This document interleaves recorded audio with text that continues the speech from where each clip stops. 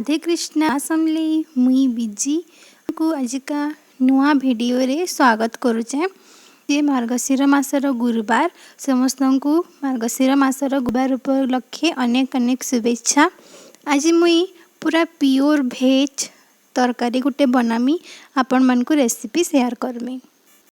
तो आसुन देखमा आमे तरकारी रे काଣା काଣା नौचु। इटा गुटे माखन नीचे फाले माखन नीचे आलू नीचे तापरे सारू नीचे तापरे मुई फूलकोबी गुटे नीचे आउ बैगन नीचे गाजर नीचे झुनगा नीचे आ इटा चना दाली बा बुट दाली जेन कहसन आपण माने एटा के मी काଣା करछे ना गरम पानी थी टिके बतरई देछे।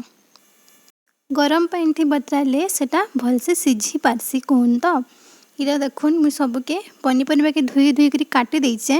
गाजर के झुनगा के आलू के सारू के कोबी के भी छोट छोट करी काटी देछे आ माखन के भी काटी देछे आ इनो बैगन के भी काटी देछे।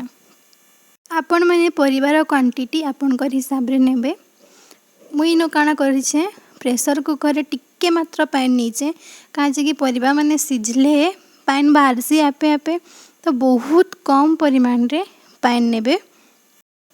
तारपरे इनो काना करबे टिके हल्दी गुंड पके देबे बोलू हैं। तापरे मुई इनो सबु पनीपरिया के ऐड कर दउछे।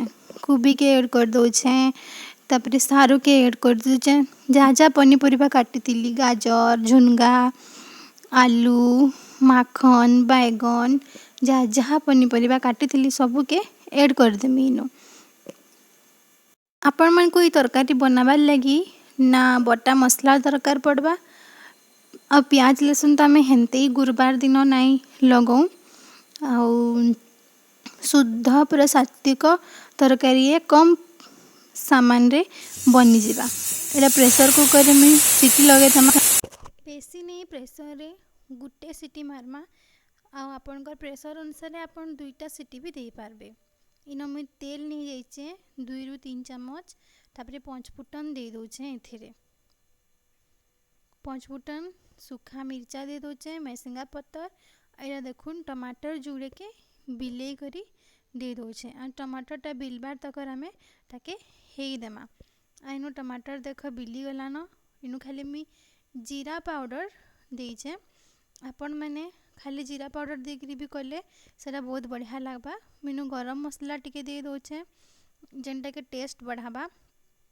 इनो मिर्चा गुंड टिके दे दोछे आडा के भल से मसला के कसबार के देमी। मसला पूरा बहुत बढ़िया से कसी ही जिबा।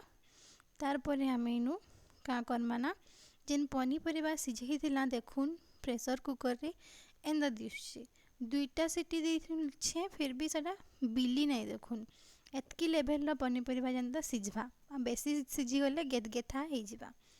तापरे इनु हमें प्रेशर रे जेन देथिला पनीपरिया के दे देमा आ घाटी देमा।